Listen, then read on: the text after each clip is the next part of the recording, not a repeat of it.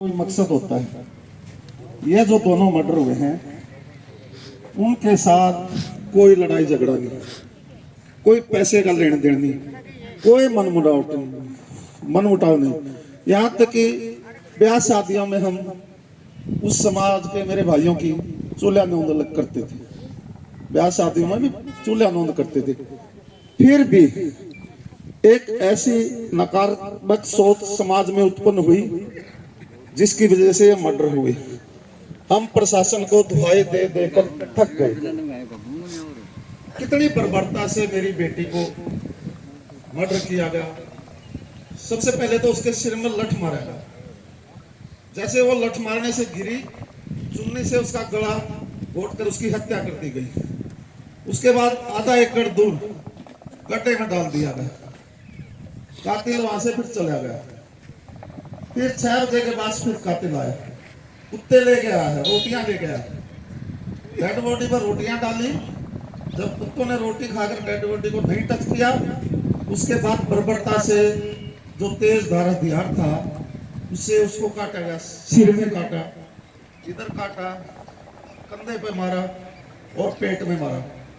जब मेरे भाई सुरेंद्र सिंह ने डेड बॉडी को देखा, उसने बताया कि इतनी बर्बरता हो रखी थी, ऐसा मैंने भयानक दृश्य आज तक जिंदगी में नहीं देखा। और आम आदमी जो डेड बॉडी की हालत कुत्तों ने खा कर रखी थी वो कोई देख भी नहीं सकता। हाथ सबसे पहले मैंने देखा था रोड के ऊपर, 10 किले दूर हाथ मिला उस बेटी का।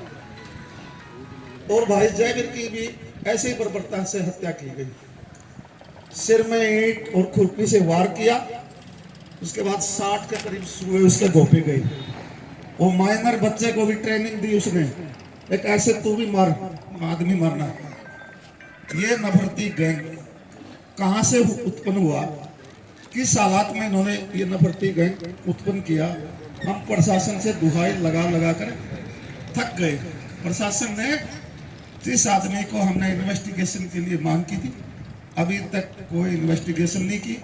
उसके बावजूद जो उसके माँ बाप हैं बेलेबल धाराएं लगाकर, और वो बेल लगा के बाहर हो गई। जिस घर में वो बच्चा मर्डर करके जाता है, क्या वो पनाहगार है? पनाहगार तो होता दूसरे घर में रहता है। फिर उसके बाद उसके सबूत मिटाते हैं माँ बाप, फिर दूसरा मर्डर करते हैं, फिर सबूत मिटाते हैं। फिर जब गांव की पंचायत होती है, वो आदमी कमेटी का मेंबर बनता है। कितनी बड़ी साजिश। जो मास्टरमाइंड का गांव रामनार हमने समझ में आया, उससे अभी तक कोई पूछताछ नहीं हुई। उल्टा वो आदमी एलिगेशन लगा रहा है। मैं 11 बजे, उसकी एक वीडियो वायरल हुई, मैं 10-11 बजे हिसार चला गया था। किसी एक मेरे मित्र का प्लेट गिर रही थी, उसको ब्लड देने के लिए। पहली बात तो प्लेट गिरे ब्लड दे दिया जाता, उसको कुछ फ्रूट या बकरी का दूध पिया जाए। दूसरा, उसी शाम 6:30-7 बजे जब ये साधु के लड़कियों ने, रामनिवास हमारा धनक जाति का भाई है, रामनिवास है या हाँ खड़ा हो, ये मेरा भाई है रामनिवास। इसने उससे पूछा तूने मेरे लड़के को क्या सुनाया? उसकी बजाय उसने इसके ऊपर सुए से हमला किया, रामनिवास के ऊपर। रामनिवास की बेटी ने उसका हाथ पकड़ा तो उस बेटी का हाथ काट खाया, और उसकी मम्मी भी जमाए उसका हाथ काट खाया। कया सुनी हो गया, छुट्टा छुट्टाई हो गया, घर आए। उसके बाद फिर इसके घर के ऊपर बाठों की बरसात की, और पुलिस की पीसीआर आई, उसको नहीं लेगी।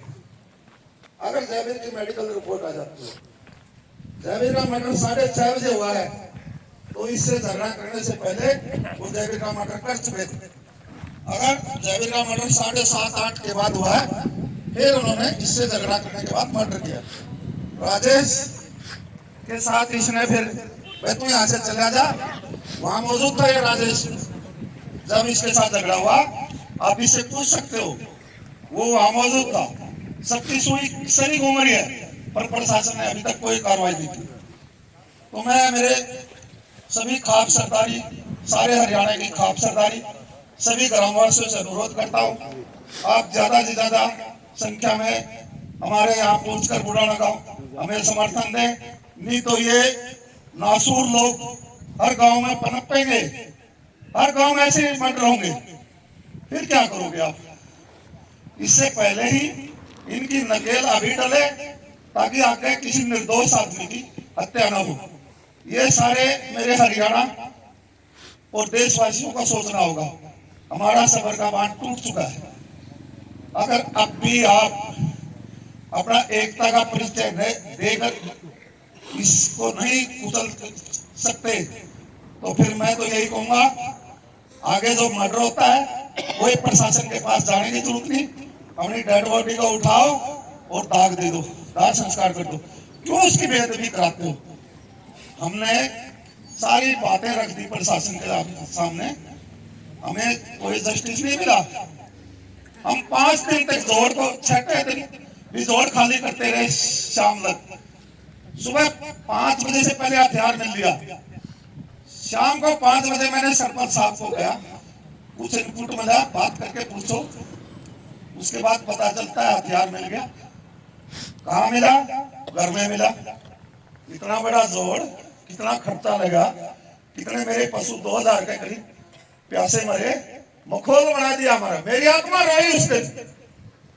मैं एक सैनिक हूं, मेरी आत्मा रोई। हमने ईमानदारी से काम किया है,